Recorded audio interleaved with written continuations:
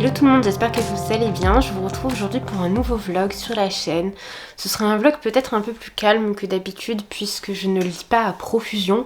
Je suis actuellement, comme je vous l'ai déjà dit, en pleine lecture de la Bible, qui est un ouvrage très conséquent et donc exigeant d'un point de vue du travail aussi que j'effectue dessus.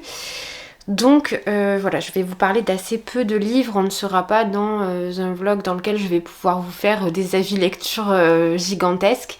Je vais en parallèle peut-être lire quelques graphiques. Je continue aussi un petit peu avec l'arrivée des beaux jours. C'est vrai que curieusement je passe moins de temps à l'extérieur parce qu'il fait déjà beaucoup trop chaud.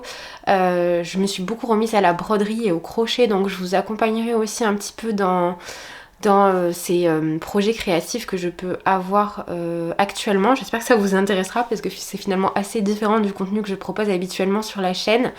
Et de la part des éditions 404, j'ai eu la chance de recevoir 3 livres de crochet, un sur l'univers d'Harry Potter, un sur l'univers de Friends et un sur l'univers des studios Ghibli. Donc je pense inaugurer assez rapidement ces ouvrages avec vous et certainement dans ce vlog, même si avant tout voilà, je souhaite finir un projet de broderie que j'ai commencé. J'espère que ça vous plaira encore une fois, malgré le fait que je vous parle nettement moins de lecture. Dans un premier temps, ce que je vais faire, c'est qu'on va monter à l'étage puisque je change un petit peu le mobilier de mon appartement. Lorsque j'ai aménagé, je me suis meublée comme j'ai pu et avec les moyens du bord, mais avec des meubles qui me plaisaient peut-être un petit peu moins et qui sont assez sombres, et actuellement j'ai vraiment besoin de lumière dans mon appartement, donc de meubles un peu plus blancs, un peu plus clairs, qui me rappellent un petit peu l'extérieur et la campagne. J'en ai vraiment besoin, donc je vais m'occuper de ça. J'ai récupéré notamment un meuble qui est un caisson de bureau pour agrandir mon bureau. Jusque là j'avais toujours eu un bureau extrêmement grand. Et actuellement je travaille sur un bureau minuscule, ce qui me dérange un petit peu puisque j'ai tendance à beaucoup m'éparpiller lorsque je travaille. Donc je vais déjà m'occuper de customiser, on va dire, ce caisson qui est un petit peu, enfin qui est noir et blanc, mais dont je veux enlever la dominante noire. D'ailleurs, avant de passer aux choses sérieuses, je vous montre un petit peu l'ouvrage que je feuillette un petit peu chaque soir. Donc c'est le grand livre de Béatrix Potter. Donc l'intégrale des 23 contes classiques, donc c'est chez Gallimard, mais je l'ai pris à la médiathèque. Et ce sont des contes que je lisais lorsque j'étais petite. Alors je vais vous montrer un petit peu les illustrations, je pense que vous les avez déjà vues lorsque vous aussi vous étiez enfant. Mais c'est vrai que j'aime beaucoup cet univers là, et le soir, après ma lecture de la Bible, après la journée à travailler, je ne suis pas forcément motivée à me plonger dans des romans. Et par contre j'aime beaucoup lire un petit conte comme ça me fait très plaisir. Il y en a certains aussi que je lis avec ma grand-mère, donc voilà, c'est très agréable, c'est assez régressif mais très réconfortant. Dans un esprit un petit peu différent mais toujours dans les ouvrages graphiques, j'avais pris à la médiathèque Shen-Chan, Mission au centre de la Terre, qui est donc un livre de jeu. Alors c'est à destination des petits, mais finalement c'était assez sympa. Il y a vous avez des parties qui sont un petit peu comme un Où est Charlie, donc vous devez trouver des personnages, mais vous avez aussi des énigmes à résoudre. Et voilà, c'était mignon, j'ai bien aimé. En tout cas, ça m'a occupée un petit peu lorsque je n'avais pas forcément envie de me plonger dans une grosse lecture. Et voilà, c'est une expérience que je pense refaire avec plaisir puisque j'aime beaucoup les ouvrages de jeu. Je sais que c'est assez niche et que c'est quelque chose qui n'est peut-être pas très mis en avant sur les réseaux et peut-être même plus très pratiqué, mais c'était quelque chose qui se faisait beaucoup dans mon enfance. J'avais beaucoup de livres de jeux comme ça, notamment les livres dont vous êtes le héros, etc. et j'ai toujours beaucoup aimé ça. Je trouve que c'est très stimulant, ça te fait beaucoup travailler l'imagination et ça fait aussi beaucoup réfléchir, même sur des petits formats comme ça qui sont plus à destination des enfants. Et bien je trouve que ça remet dans une mécanique de réflexion particulière et qui force le cerveau, voilà, focaliser sur une action, sur une planche, à être loin des écrans. Voilà, bon, c'est quelque chose que j'aime bien en tout cas. Et je vous recommande de le faire si vous n'avez jamais essayé, ne serait-ce que pour vous faire un avis concernant ce type d'ouvrage, parce que c'est vrai que c'est radicalement différent de ce qu'on voit un petit peu partout, et je pense même qu'il n'y en a pas tant que ça qui sont publiés actuellement. Celui-ci vient donc des éditions Sarbacane. De façon générale, je trouve qu'ils font un très bon travail en matière de graphique et même en matière de romans. J'aime beaucoup leur collection X-Prime notamment. C'était juste pour faire un petit point sur les livres que j'ai pu fréquenter ces derniers jours et maintenant au travail.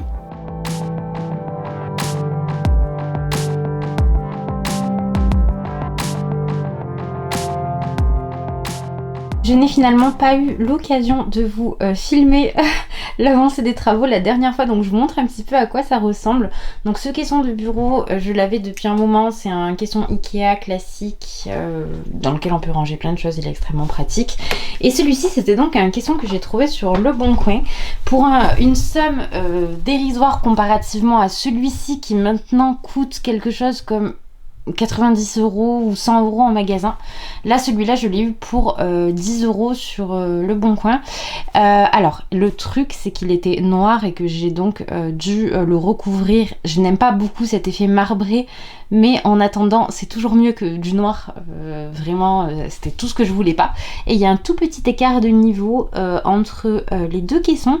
Et donc, j'ai dû combler ce petit manque avec un livre de Sagan que j'ai en double. Ne vous inquiétez pas, le livre n'est pas maltraité. Sur le bureau, je vous montre rapidement. Bon, alors déjà, il y a mon petit mur de cadre sur lequel je ne vous avais pas fait le point depuis un petit moment. Je vous montre à quoi il ressemble, mais il n'y a rien de spécial, simplement le nécessaire pour prendre des notes lorsque j'en ai besoin et puis travailler. Voilà, c'est un bureau classique. La planche vient également de chez Ikea, c'est une planche en bambou. Elle est vraiment agréable comparativement aux autres que j'avais pu tester, donc c'est plutôt sympa. Et encore une fois, bon bah voilà, c'est un bureau bien plus spacieux que ce que j'avais et c'est beaucoup plus facile pour moi de travailler. Je vous retrouve rapidement pour vous montrer les quelques ouvrages que j'ai reçus ces derniers jours. Alors il n'y en a pas énormément puisqu'il y en a deux, je trouve même que le qui était audacieux. Le premier, il s'agit donc de Pour le pire, le tome 7, qui est une saga que je suis et qui est publiée chez Glénat, qui est un seinen dans lequel on suit un homme qui travaille dans le service d'aide à l'enfance, qui va se voir rencontrer une jeune femme, même plus jeune qu'elle, accusée de meurtre sordide, et qui va donc se rendre à ses entretiens et rencontrer cette femme pour préserver un jeune homme qu'il a sous sa tutelle. Voilà, c'est un manga très sympa que j'aime beaucoup suivre.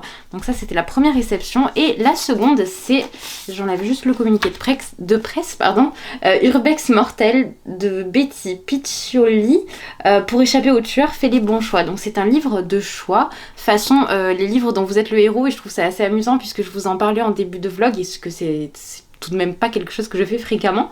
Donc je suis très curieuse de me lancer puisque je suis actuellement en train de lire un autre thriller publié chez les éditions Rajo, puisque j'ai dans le projet de vous proposer assez rapidement une vidéo sur le thriller Young Adult. Alors j'ai l'impression de changer radicalement ce que je vous ai dit en début de vlog, puisque je vous annonçais lire peu, mais c'est vrai que j'ai mis, non pas que j'ai mis ma lecture de la Bible en pause, mais en tout cas je me donne le droit de faire des coupures et de respirer un petit peu, parce que encore une fois c'est un texte très exigeant et qui me demande beaucoup de travail, type travail universitaire, donc j'ai besoin un petit peu de souffler, de prendre l'air d'un point de vue littéraire.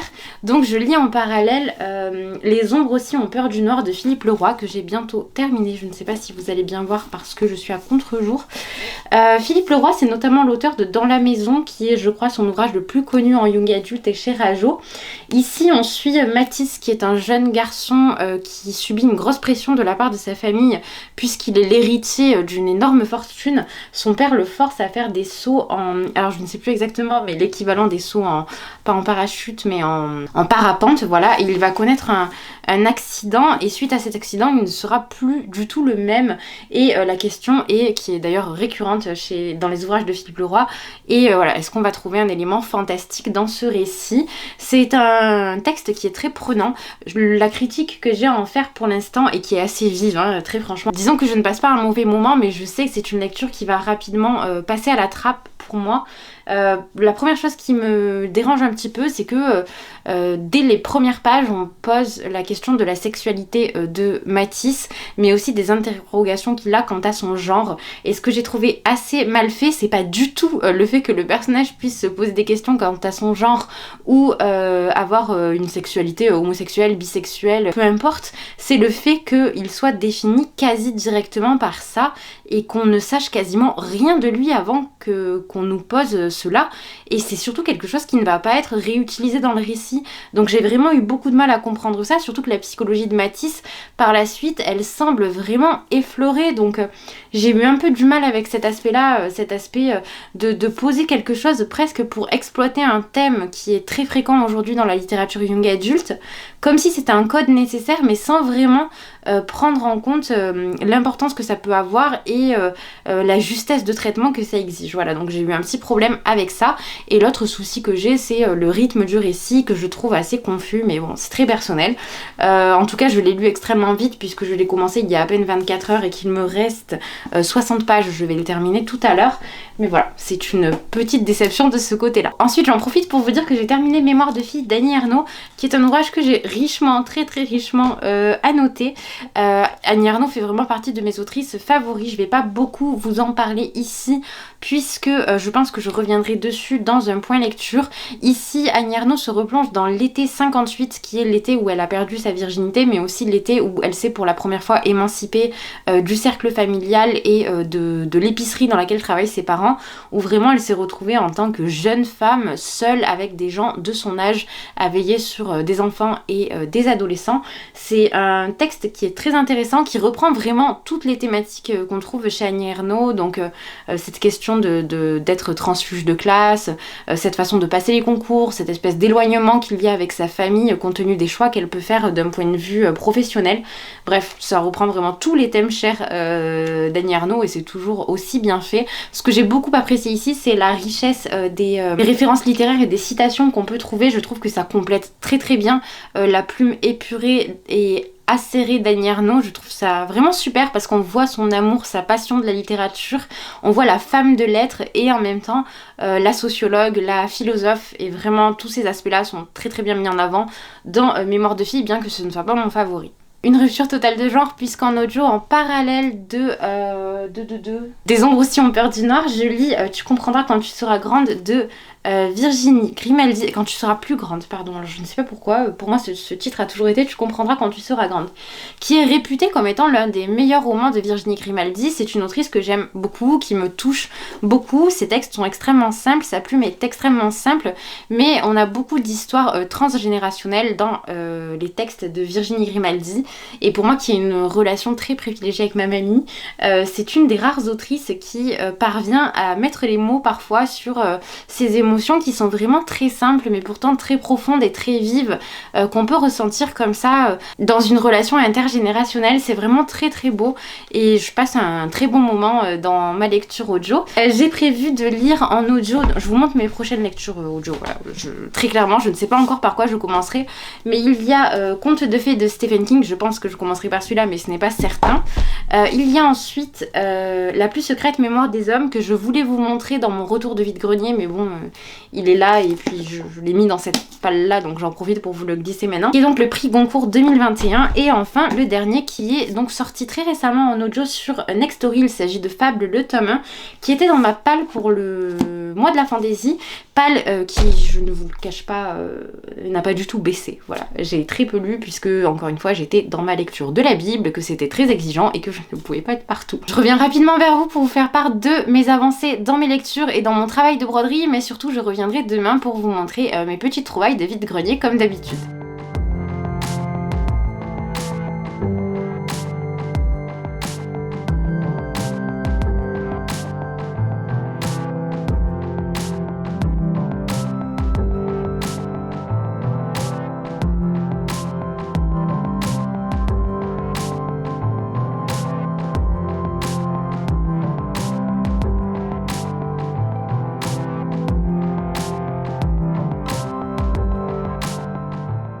Je vous retrouve donc pour le retour de vide-grenier. Alors j'espère que la luminosité ne sera pas trop atroce, le temps est extrêmement variable, il pleut donc vous risquez d'avoir le bruit des gouttes sur le Velux, bruit encore une fois très agréable mais en caméra un peu moins.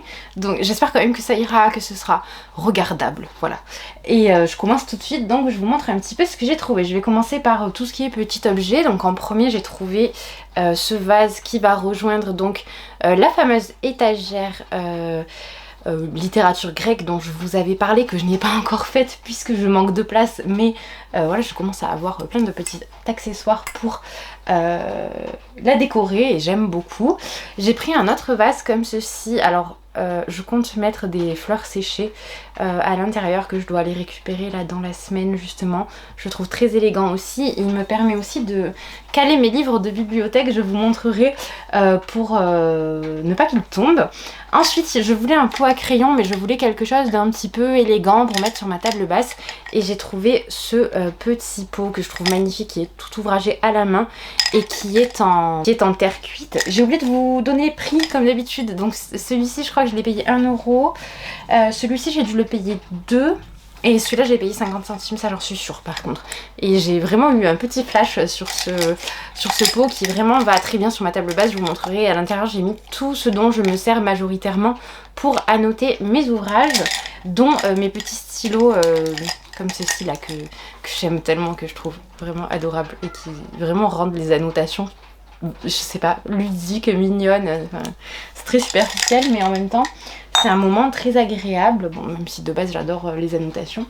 Ensuite j'ai trouvé une petite boîte comme ceci dans laquelle je vais mettre mes post-it lorsque je me déplace dans l'appartement, qui est en fer et qui donc reprend des thèmes égyptiens et je la trouve vraiment très élégante. Voilà, ensuite un pot classique comme ceci. Alors ça c'est pour mettre une plante, pour recouvrir le pot d'une plante grasse. Voilà, il est assez basique celui-ci, mais je crois que je l'ai payé 50 centimes aussi. J'ai encore oublié de vous donner les prix, dis donc. Celle-là, j'ai payé 1 €.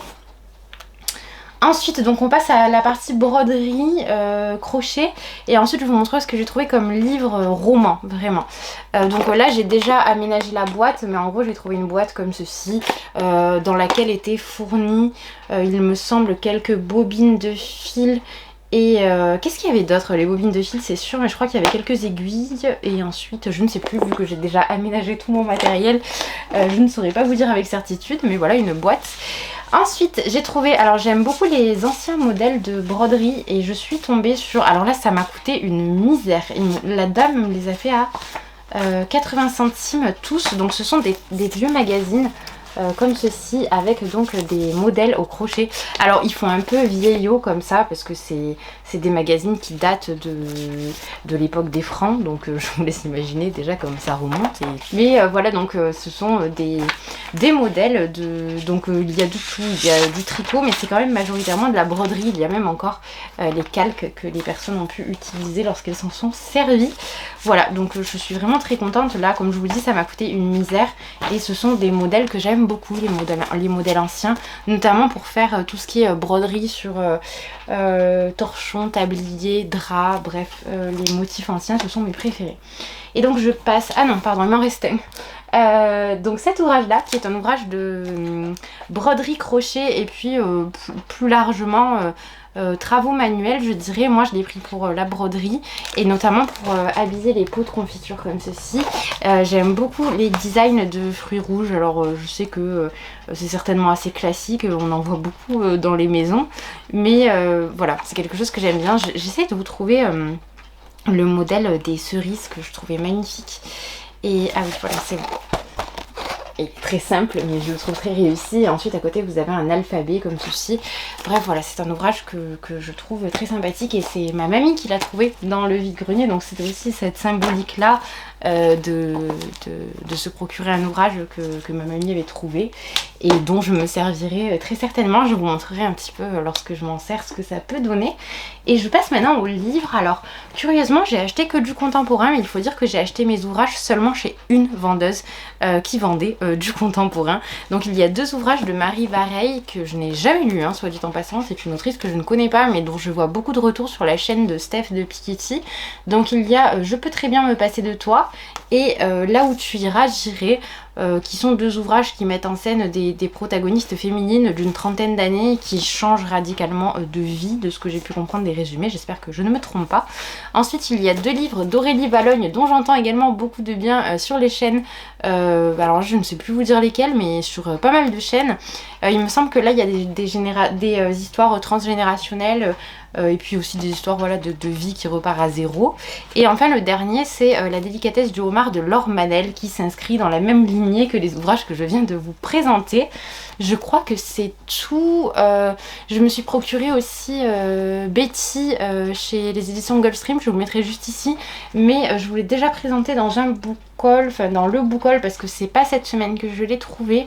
Et ensuite pour le reste j'ai peur malheureusement d'être assez perdue sur ce que j'ai pu vous présenter ou non. Donc là c'était ce que je suis sûre de ne pas vous avoir présenté puisque c'était des trouvailles immédiates, mais c'est vrai que voilà, je vous ai peut-être pas tout présenté. N'hésitez pas à me dire aussi si ça vous intéresse que je vous présente les vêtements que je peux trouver, parce que je trouve énormément de vêtements. En tout vous dire, je m'habille quasiment qu'en vide-grenier, déjà parce que c'est très peu onéreux, mais aussi parce que d'un point de vue de l'impact environnemental et de la question écologique très largement, je préfère acheter mes vêtements d'occasion, surtout qu'en général ce sont des habits, quand on farfouille un peu, qui sont quasiment neufs, qui sont en très bon état, que pour ma part je porte très régulièrement, ou pas d'ailleurs, mais j'ai moins cette culpabilité d'avoir acheté un vêtement neuf qu'au final je porte 3-4 fois dans l'année. Là je sais que si je le porte 3-4 fois, derrière je vais le donner, je vais l'offrir, je vais le revendre, mais en tout cas j'ai moins cette culpabilité de l'achat neuf qui est parfois impulsif en plus. Là vraiment mes pièces je les choisis, il y en a que je cherche absolument, qui sont plus dans un style vintage on va dire, mais voilà, majoritairement c'est là que j'achète mes vêtements. J'ai également, je vous les ai pas montrés la dernière fois, mais j'ai trouvé ces coussins là que j'ai tout, que j'ai repris un petit peu, que j'ai recousu légèrement et qui sont très très beaux, qui ont été tout faits à la main, que j'ai lavé bien sûr. Et après en textile je crois que c'est tout ce que je peux vous montrer là sans bouger de devant ma caméra, mais en tout cas si tous ces aspects là, si toutes ces choses là vous intéressent, dites-le moi, vraiment je vous montrerai tout ce que je trouve, même si voilà je trouvais que les vêtements c'était peut-être un peu moins intéressant pour vous, mais si ça vous intéresse je vous montrerai ça avec plaisir. Et je suis désolée, je fais que tourner la tête, mais il faut dire que j'ai mon petit chat qui me regarde et qui me parle, voilà. J'espère que ce retour de vide-grenier vous a plu et je reviens vers vous dès que j'ai avancé mes lectures. Je vous retrouve pour faire un petit point concernant mes lectures. Vous avez dû voir passer quelques clips de lecture graphique que j'ai pu effectuer ces derniers jours, puisque je suis très peu régulière en matière de prise de caméra comme vous pouvez le remarquer. Mais voilà, je voulais vous faire un petit retour sur les titres que j'avais pu lire et je vais commencer par Le Maître des Livres, qui est un manga de Umiharu Shinohara que j'ai emprunté en bibliothèque, oui c'est ça, que je ne me trompe pas. Donc j'ai lu seulement les 2 premiers tomes, mais j'ai emprunté les 4 premiers. En ce qui concerne ces 2 tomes-ci, j'ai trouvé ça très agréable, j'ai trouvé que c'était une lecture extrêmement doudou, qui certes ne développe pas un scénario rocambolesque avec des aventures nombreuses, mais bien plus en avant les relations que peuvent entretenir des personnes par le biais de la littérature et comment faire naître l'amour du livre chez des personnes qui l'ont perdu ou qui ne l'ont pas encore. Dans cette histoire on suit Miko Shiba, qui est bibliothécaire dans une bibliothèque qui se nomme la Rose Trémière, qui est donc une bibliothèque spécialisée dans la littérature pour les enfants, et on va suivre ce personnage et bien d'autres qui donc encore une fois recommandent des livres et font en sorte de développer l'amour de la lecture chez les visiteurs qui se rendent dans la bibliothèque. Vraiment je vous recommande ce titre si vous êtes des amoureux des livres et que vous aimez les mangas, parce que vous ne pouvez que passer un bon moment. C'est très simple mais ça fonctionne bien. J'ai terminé Quartier Lointain avec ce second tome, donc c'est de Jiro Taniguchi, que vous connaissez peut-être puisque il fait vraiment partie des auteurs très classiques en manga. On suit ici le personnage d'Hiroshi qui a 48 ans, 2 enfants, qui est marié et qui va subitement se voir transporté dans le passé. Il va retourner à ses 14 ans, âge auquel son père a abandonné sa famille et est parti, a mystérieusement disparu. Il va mener l'enquête et il va aussi tout faire pour comprendre pourquoi ce père déserte, pourquoi il s'en va ainsi sans prévenir personne. C'était une histoire très touchante et très réussie. Je vous mettrai des inserts donc si je ne l'ai pas déjà fait, de la BD en tant que telle, puisque les dessins sont assez classiques. Je ne sais pas comment le définir mieux que ça, mais on est vraiment sur les images classiques qu'on se fait du manga. C'était vraiment une très très belle lecture et j'envisage très prochainement de poursuivre ma découverte de Jiro Taniguchi. Un ouvrage très surprenant avec tous les vivants de Roman Muradov. Je vous montre un petit peu à quoi ressemblent les dessins, mais comme vous pouvez le voir, c'est extrêmement épuré et j'ai été assez surprise par la thématique puisqu'on suit donc le personnage principal qui est juste là, qui va faire une tentative de suicide, arriver au purgatoire et participer à une loterie géante qu'elle va gagner, et cette loterie lui permet de revenir sur Terre, mais elle revient sur Terre avec son fantôme et elle va donc habiter avec son fantôme. C'est un roman graphique qui est extrêmement sarcastique, qui est un peu grinçant, mais que j'ai trouvé très intéressant. J'ai pas pu m'empêcher d'aller me renseigner sur l'auteur et sur ses ambitions lors de l'écriture de cette BD. J'en ai finalement assez peu appris et voilà, il faut vraiment savoir que c'est du domaine du symbolique. Je pense qu'il y a très peu de choses qui sont explicites dans le texte. C'est ce qui fait sa force, mais c'est aussi ce qui fait, à mon avis, et je pense de l'avis des autres lecteurs, puisque j'ai vu que les notes étaient assez divisées concernant ce titre. C'est aussi ce qui fait qu'on est un petit peu perdu. Donc voilà, c'est une lecture en demi-teinte, mais qui m'a vraiment surprise et que je ne risque pas d'oublier. J'ai découvert une BD que je souhaitais découvrir depuis un petit moment, donc Enola et les animaux extraordinaires, et ça c'était super. Vraiment, les illustrations sont divines, je les trouve parfaites pour des enfants. Donc au scénario on a Joris Chamblin que vous connaissez peut-être pour les carnets de cerises, et aux illustrations on a Lucille Thibaudier. C'est publié aux éditions de La Gouttière, et là dans cette histoire on suit Enola qui est une petite fille qui est vétérinaire pour les animaux fantastiques et qui va aller les sauver. Donc dans le premier tome elle sauve une gargouille et dans le second une licorne, et c'était vraiment super drôle, super mignon. Je vous recommande vraiment de les découvrir si vous avez des enfants à la maison, si vous les voyez en bibliothèque et que vous souhaitez en faire la découverte. Il y a plusieurs tomes qui sont parus, malheureusement dans ma bibliothèque il n'y a que les 2 premiers, donc j'attendrai avec impatience que la suite arrive, puisque vraiment j'ai passé un très très bon moment de lecture.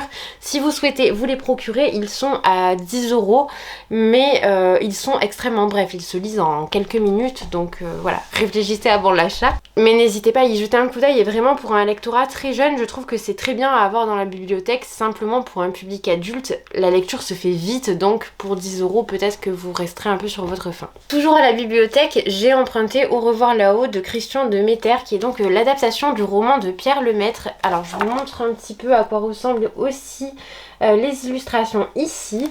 Je dois avouer que je ne connais pas l'histoire d'Au revoir là-haut, et j'ai trouvé que la BD reprenait le texte de façon peut-être un petit peu trop séquencée, ce qui fait que j'ai eu du mal à comprendre tous les enjeux, et même si les grandes phases actives du récit sont portée ici, j'ai vraiment eu l'impression qu'il me manquait des choses, que ce soit dans le développement des personnages ou dans les rapports qu'ils peuvent entretenir entre eux. Donc voilà, c'est une lecture en demi-teinte, mais je pense lire le roman un de ces jours, je ne sais pas quand, mais quand j'aurai l'occasion. Et enfin, je voulais faire un petit point avec vous sur Les ombres aussi ont peur du noir de Philippe Leroy, que j'ai terminé hier, je crois. Ben voilà, je reste sur l'avis que je vous énonçais en milieu de vlog.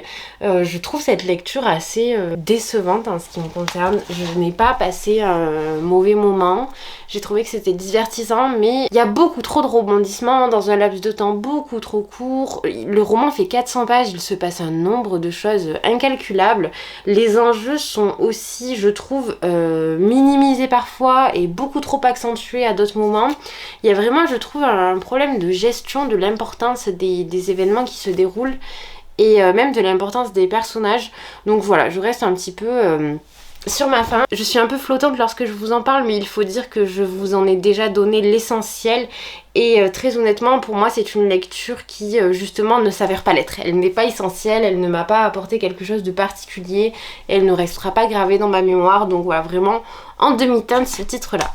En audio, j'ai commencé Contes de fées de Stephen King. J'en suis au début parce que le roman fait quand même 24 heures d'écoute. Et si vous aimez Stephen King, vous aimerez Contes de fées, ou tout du moins la première partie. puisque on a des longues phases descriptives avec des personnages qui sont très bien introduits, avec des références à toute la genèse de ce qu'a pu faire Stephen King avant. C'est très complet, c'est vraiment très intéressant. Moi, en ce qui me concerne, je suis une grande adepte du Stephen King qui ne lésine pas sur les descriptions, qui ne lésine pas sur les références à ses œuvres passées. Et dans Contes de Fées, il y a vraiment tout ça pour le moment, donc je passe un très très bon moment, même si la lecture va être un petit peu longue, puisque comme je vous le disais, il fait 24 heures d'écoute. En parallèle de ça, je vais commencer Urbex Mortel, que je vous ai présenté puisque je venais de le recevoir, toujours dans le but de vous faire une vidéo sur les thrillers ou les romans un petit peu horrifique en young adult. Je trouve que ça peut être intéressant de présenter plusieurs formats, voilà, comme ces deux-là qui n'ont par exemple rien à voir dans cette vidéo. Donc voilà, j'envisage de lire Urbex Mortel, qui est donc un livre à choix, comme dans les livres dont vous êtes le héros. Et ensuite, il faut que je tourne ma palle pour ma palle de l'été. Comme ça, je vous montrerai un petit peu la suite de mes lectures. Mais en tout cas, voilà. Normalement, dans mes 2 prochaines lectures, il y aura donc la suite et fin de Contes de Fées de Stephen King et enfin Urbex Mortel. Je vais vous laisser ici pour ce vlog, je vous remercie d'être resté jusque là, j'espère que tout vous a plu, n'hésitez pas une fois de plus à me donner votre opinion, que ce soit sur les retours de vide-grenier, est-ce que je les fais un peu plus conséquents ou un peu moins, si vous préférez que les vidéos soient plus longues, plus courtes, vraiment n'hésitez pas, dites-moi tout ce que vous en pensez en commentaire, ce sera toujours un grand plaisir de vous lire, n'hésitez pas non plus à liker la vidéo, ça m'encourage énormément à continuer ce que je fais, même si j'aime déjà beaucoup ça, c'est toujours une petite preuve de reconnaissance qui finalement ne coûte pas grand chose mais qui est très appréciable. D'ici la prochaine vidéo, je vous souhaite une très bonne journée ou une très bonne soirée. Je vous dis à bientôt.